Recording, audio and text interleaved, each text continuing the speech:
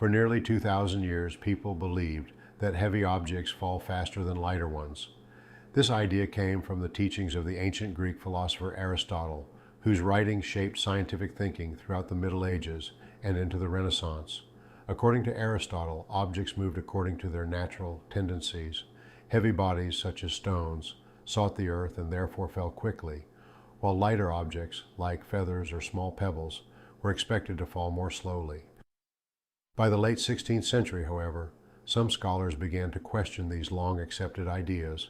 Among them was the Italian mathematician and physicist Galileo Galilei. Galileo believed that nature should be studied through observation and experiment, rather than simply accepting the authority of ancient philosophers. He began examining everyday phenomena, such as falling objects, with a fresh and critical eye. Galileo considered Aristotle's claim that the speed of a falling object depends on its weight. If this were true, a stone that weighs 10 times as much as another should fall 10 times faster.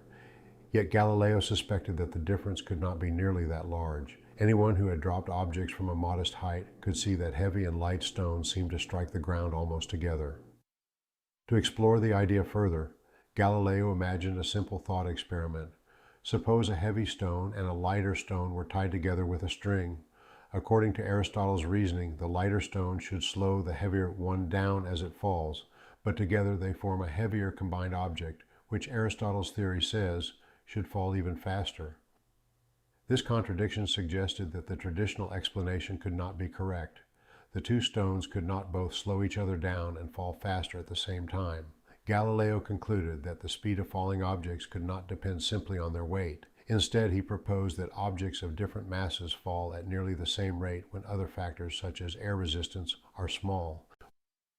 A famous story describes Galileo testing this idea by dropping two metal spheres of different weights from the Leaning Tower of Pisa. According to the tale, the two spheres struck the ground almost simultaneously, demonstrating that their rates of fall were nearly identical.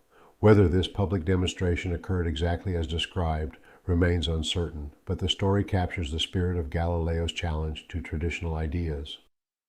In reality, Galileo conducted many careful experiments to study falling motion more precisely. Because objects fall very quickly, he used inclined planes to slow their motion. By rolling balls down a gently sloped ramp, he could measure how their speed changed over time. These experiments allowed him to observe patterns that would otherwise be too rapid to detect.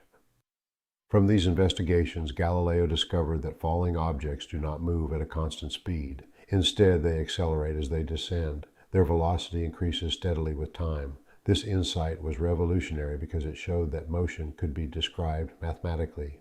For the first time, the behavior of falling objects could be expressed in precise numerical relationships. Galileo's discoveries laid the groundwork for a new science of motion.